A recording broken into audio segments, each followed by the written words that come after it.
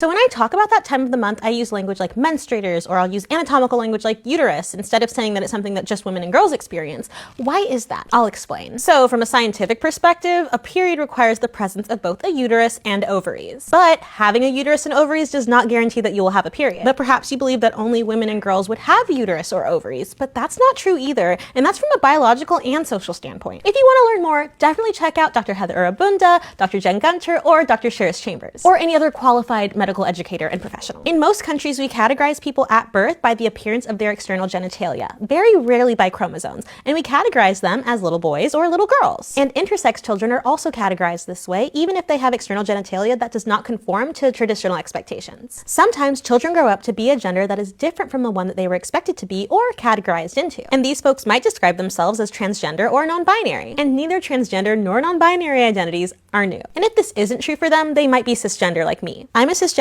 woman, which means that when I was born, I was categorized to be a little girl and I grew into a woman. And I feel so connected to my womanhood. I love being a woman, but it's not about my ovaries or my uterus. It's how I express myself. It's how I feel. And I know that there will be some jerk in the comments who goes, "What is a woman?"